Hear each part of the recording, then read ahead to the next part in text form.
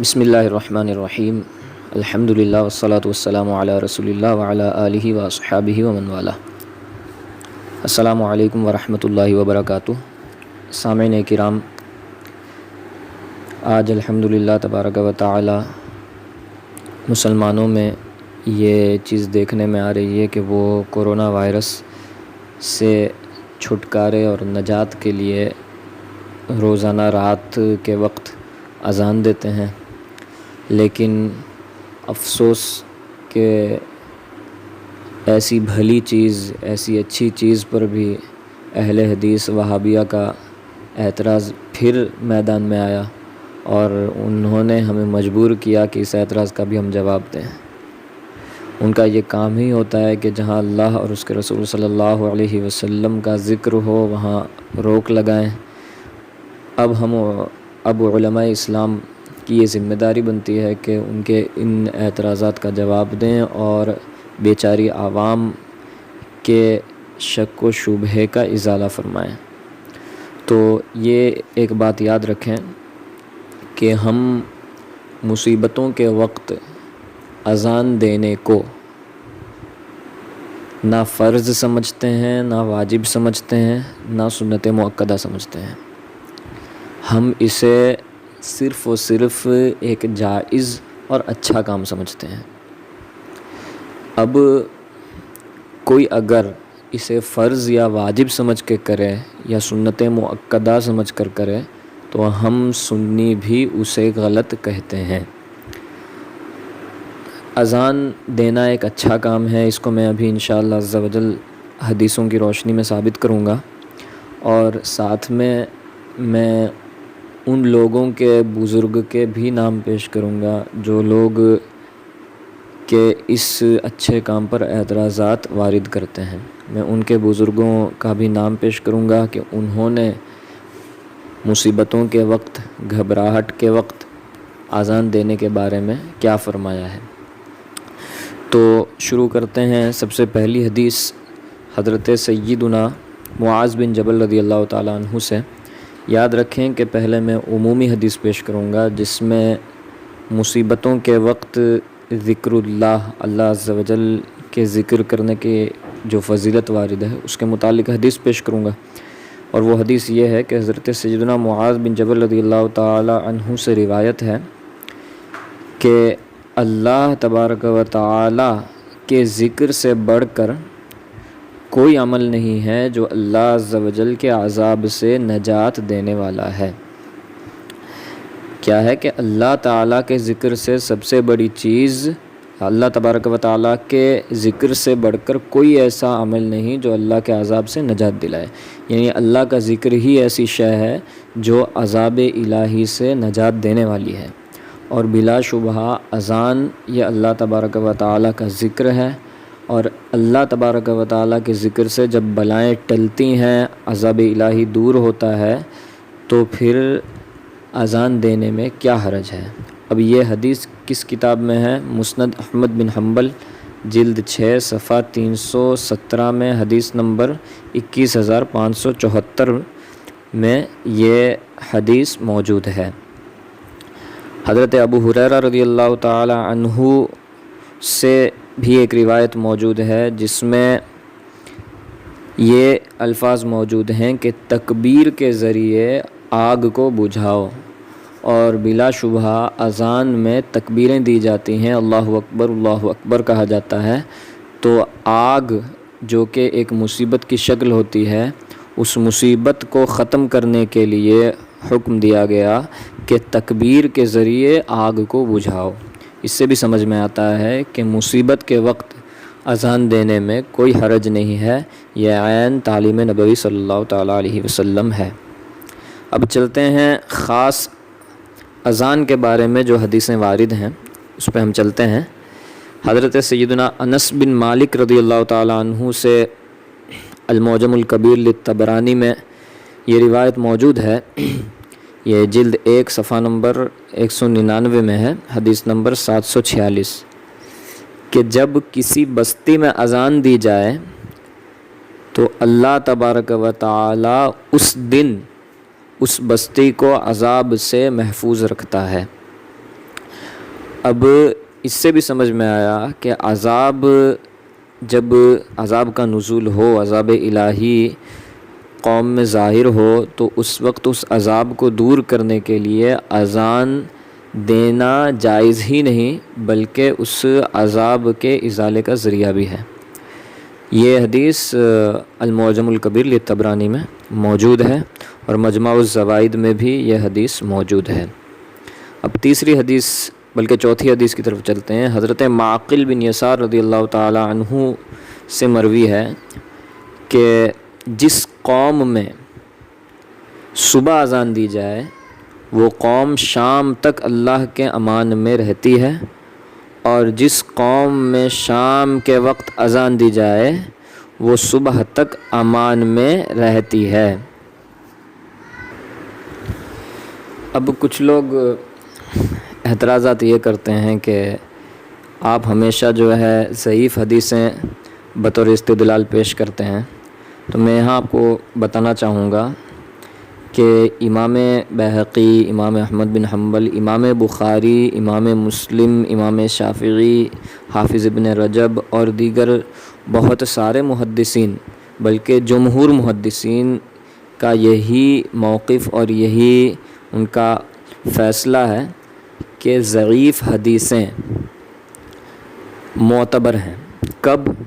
جب کہ ان ضعیف حدیثوں میں فضائل، یعنی وہ اس حدیث میں کسی شے کی فضیلت ذکر کی گئی ہو، یا اس حدیث کے ذریعے کسی چیز سے ڈرایا گیا ہو، اس طرح کی چیزیں، یعنی اس میں کسی شے کو حلال نہ کہا گیا ہو، حرام نہ کہا گیا ہو، نکاح اور طلاق کے بارے میں مسائل نہ ہوں، تو ایسی ضعیف حدیثیں معتبر ہوتی ہیں۔ اور بلا شبہ یہاں جو حدیثیں میں نے پیش کی اگر وہ ضعیف ہیں تو ان احادیث میں اذان کی فضیلت ظاہر ہوتی ہے، اور ضعیف حدیث میں جب فضیلت کا ذکر ہو تو ضعیف احادیث بھی معتبر ہوتی ہیں۔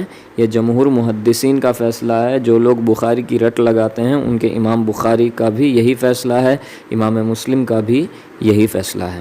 تو لہٰذا یہ اعتراض کرنا کہ یہ حدیثیں ضعیف ہیں، اس اعتراض کی کوئی مجال نہیں ہو سکتی۔ اور اس کا میں حوالہ آپ کو دوں، امام نووی رحمۃ اللہ تعالی علیہ جو کہ صحیح مسلم کے شارح، اس کے جو ایکسپلینیشن ہے انہوں نے لکھی ہے، وہ اپنی کتاب الاذکار میں لکھتے ہیں کہ یجوز و یستحب العمل فی الفضائل والترغیب والترہیب بالحدیث الضعیف ما لم یکن موضوعا۔ کہتے ہیں کہ ضعیف حدیث پر عمل کرنا جائز اور مستحب ہے جبکہ وہ فضائل ترغیب اور ترہیب میں ہو۔ وَأَمَّا الْأَحْكَامُ كَالْحَلَالِ وَالْحَرَامِ وَالْبَيْعِ وَالنِّكَاحِ وَالطَّلَاقِ فَلَا يُعْمَلُ إِلَّا بِالصَّحِيحِ وَبِالْحَسَنِ۔ رہی بات احکام کی، جیسے حلال اور حرام کے مسائل ہیں وغیرہ، بیع، نکاح، طلاق وغیرہ کے مسائل ہیں، تو ان جیسے مسائل میں ضعیف حدیث پر عمل نہیں کر سکتے بلکہ صحیح حدیث ہونی چاہیے یا حسن حدیث ہونی چاہیے۔ اب صحیح حدیث کسے کہتے ہیں، حسن حدیث کسے کہتے ہیں، اس کے لیے وقت چاہیے، تو میں اختصاراً یہ بتاتا ہوں کہ ضعیف حدیث اگر فضیلت سے تعلق رکھتی ہے تو ضعیف حدیث معتبر ہوتی ہے، یہی محدثین کا فیصلہ ہے۔ لہٰذا اذان کے سلسلے میں، اذان کے فضائل کے سلسلے میں جو حدیثیں وارد ہیں، ان احادیث پہ اگر کوئی ضعف والا اعتراض کرے، یعنی یہ کہے کہ یہ حدیثیں ضعیف ہیں، تو اس کا بھی جواب ہو جائے گا کہ یہ حدیث فضائل سے تعلق رکھتی ہیں، لہٰذا ضعیف ہونے کے باوجود بھی معتبر ہیں۔ اب چلتے ہیں ان لوگوں کی طرف جو کہتے ہیں کہ یہ اذانیں نہیں دی جا سکتی، ان کے بزرگوں کی طرف ہم چلتے ہیں کہ انہوں نے کیا لکھا ہے۔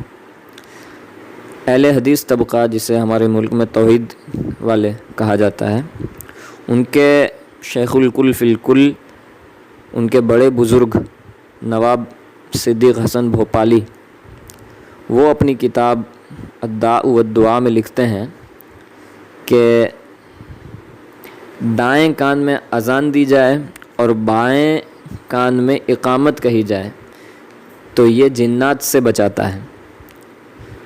اگر جنات کسی کے اندر ہے، اگر اس کے دائیں کان میں اور بائیں کان میں دائیں میں اذان اور بائیں میں اقامت دی جائے تو انشاءاللہ جن اس سے دور ہو جائے گا، اسے افاقہ حاصل ہو جائے گا۔ یہ کون کہتا ہے؟ جو کہ ان لوگوں کے پیشوا ہیں جو ابھی کرونا وائرس کے لیے دی جانے والی اذانوں پر اعتراض کرتے ہیں۔ پھر وہ لکھتے ہیں کہ اگر انسان سے جن کو نکالنے کا ارادہ ہو تو اس کے کان میں 7 بار اذان کہی جائے اور سورہ فاتحہ، آیت الکرسی، سورہ طارق اور سورۃ الحشر کی آخری آیتیں، سورہ صافات کی آخری آیتیں پورا پڑھیں تو وہ جن آگ میں جل جائے گا۔ اور اسی میں لکھتے ہیں کہ حضرت زید بن ارقم رضی اللہ تعالی عنہ سے پوچھا گیا تھا، یہ صحابی رسول ہیں، کہ یہاں جن بہت ہیں۔ لوگوں نے کہا کہ جہاں وہ رہتے تھے لوگ، انہوں نے کہا کہ یہاں جن بہت ہیں، تو انہوں نے کہا تھا کہ کثرت سے اذان وقت پر کہو، چنانچہ ان لوگوں نے ایسا کیا تو وہاں جنات نہیں پائے گئے۔ پھر لکھتے ہیں حضرت علی رضی اللہ تعالیٰ عنہ سے ایک روایت نقل کرتے ہوئے لکھتے ہیں، اور اسی روایت کو ہمارے بزرگ حضرت سیدنا ملا علی قاری رحمۃ اللہ تعالیٰ علیہ المرقات میں لکھتے ہیں کہ اس حدیث کا لوگوں نے تجربہ بھی کیا ہے۔ جو اس حدیث کے نیریٹرز ہیں، راوی ہیں، انہوں نے اس حدیث سے تجربہ بھی کیا کہ حدیث کیا ہے، پہلے سن لیں کہ حضرت علی رضی اللہ تعالیٰ عنہ کو نبی کریم علیہ افضل الصلاۃ والتسلیم نے حکم دیا کہ اپنے گھر والوں کو یہ حکم دو کہ آپ کے کان میں اذان دیں، حضرت علی کے کان میں اذان دیں، تو اس سے گھبراہٹ دور ہو جائے گی۔ اور اسی حدیث کے جو راوی ہیں حضرت ملا علی قاری لکھتے ہیں کہ اس حدیث کے راویوں نے تجربہ بھی کیا اور انہوں نے اپنے تجربے میں کامیابی بھی حاصل کی۔ پھر اہل حدیث کے جو پیشوا ہیں وہ لکھتے ہیں کہ جب کوئی راستہ بھول جائے تو وہ اذان کہے تو اللہ تعالیٰ اس کو راستہ دکھا دے گا۔ اب اتنا کچھ ان کے بزرگ نے لکھا ہے، پھر بھی ان بے عقلوں کو اعتراضات سے فرصت نہیں ملتی۔ اذان دینا جس میں اللہ اور اس کے رسول صلی اللہ علیہ وسلم کا ذکر ہے، اس سے بھی وہ لوگ روک رہے ہیں۔ یہ لوگ کن سے روکیں گے، اللہ بہتر جانے۔ اب ایک اور بات میں بتا دوں کہ کچھ لوگوں کا یہ اعتراض ہوتا ہے کہ یہ چیزیں پہلے تو نہیں کی گئی تھیں، اب کیوں کی جاتی ہیں؟ تو یہ میں بتا دوں کہ پہلے بھی یہ کی جاتی تھیں۔ اب چلیے اگر مان لیتے ہیں کہ پہلے یہ کام نہیں کیے جاتے تھے، اگر مان لیتے ہیں کہ پہلے یہ کام نہیں کیے جاتے تھے تو اس سے کوئی مذائقہ نہیں پڑتا۔ حضرت سیدنا امام ابن حجر عسقلانی رحمۃ اللہ تعالیٰ علیہ فتح الباری میں اور امام ابن حمام فتح القدیر میں، اب اس سے اور آگے بڑھی ہے دیوبندیوں کے پیشوا اشرف علی تھانوی صاحب نے اپنی کتاب مبادئ النوادر میں بھی یہ لکھا ہے کہ جائز ہونے کے لیے یہی کافی ہے کہ جائز نہ ہونے کے لیے کوئی دلیل نہیں ہے، یعنی اگر کوئی دلیل ناجائز ہونے کی نہ ہو تو یہی کافی ہے اس کے جائز ہونے کے لیے۔ اب آپ مجھے بتائیں کہ کرونا وائرس کے وقت اذان دینا ناجائز ہے، اس پر کوئی دلیل ہے؟ نہیں ہے۔ جب کوئی دلیل ناجائز ہونے کی نہیں ہے تو ہم کیا شریعت کو چلانے والے ہیں؟ ہم شریعت پر حکم نافذ کرنے والے ہیں کہ ہم کہیں کہ یہ جو ہے ناجائز ہے؟ تو یہ بالکل روز روشن کی طرح واضح ہو گیا کہ یہ اذان اس طرح دینے میں کوئی حرج نہیں ہے۔ اذان دینی چاہیے لوگوں کو۔ کورونا وائرس جیسی بلاؤں سے تو انشاءاللہ عز و جل حفاظت ہوگی ہی اذان کے ذریعے، ساتھ ساتھ جنات اور دیگر بلاؤں سے بھی انشاءاللہ تعالی رہائی حاصل ہوگی۔ آخر میں ایک حدیث کہہ کر میں ختم کروں۔ کچھ لوگ کہتے ہیں کہ شریعت نے جسے لازم نہیں کیا اسے آپ کیوں اپنے اوپر لازم کرتے ہیں؟ میں یہ بار بار بتا دیتا ہوں کہ ہم کبھی اذان کو لازم نہیں سمجھتے ہیں ان بلاؤں کو دور کرنے کے لیے، ہم بس اسے ایک اچھا کام سمجھتے ہیں، اور ہر اچھا کام لازم نہیں ہوتا۔ اس کی ایک مثال دوں، مشکات شریف اور ترمذی شریف میں ایک حدیث ہے کہ اللہ کے رسول صلی اللہ علیہ وسلم نے حضرت بلال سے یہ پوچھا کہ میں نے جنت میں تیرے قدموں کی آہٹ کی آواز سنی، تم ایسا کیا کرتے ہو؟ تو حضرت بلال رضی اللہ تعالیٰ عنہ نے فرمایا کہ میں نے اپنے اوپر وضو کے بعد 2 رکعت پڑھنا لازم کر لیا ہے۔ اب آپ مجھے بتائیں کہ وضو کے بعد 2 رکعت پڑھنا لازم نہیں ہوتا، تو پھر حضرت بلال نے اپنے اوپر لازم کیسے کر لیا؟ حضرت بلال تو شارع یعنی شریعت قائم کرنے والے ہیں نہیں، تو پھر انہوں نے کیسے لازم کر لیا؟ تو اس کا جواب یہی دیا جائے گا کہ انہوں نے اپنی ذات پر لازم کر لیا، اور وہ لازم شریعت کے اعتبار سے انہوں نے نہیں کیا، بلکہ ایک نفل کو ہمیشہ کرنے کی انہوں نے نیت رکھی تھی۔ اسی طرح جو لوگ مستقل اذان دیتے ہیں اس سے یہ ہرگز لازم نہیں آتا کہ وہ لوگ اذان کو لازم سمجھتے ہیں، بلکہ انہوں نے اپنی ایک عادت بنا لی ہے کہ اس اچھے کام کو ہمیشہ کریں گے۔ یا ایسا ہی ہے جیسے کوئی یہ عادت بنا لے کہ ہم روزانہ 1000 مرتبہ کلمہ شریف پڑھیں گے یا 1000 مرتبہ درود شریف پڑھیں گے۔ اس طرح کی نیتیں کرنے میں کوئی حرج نہیں۔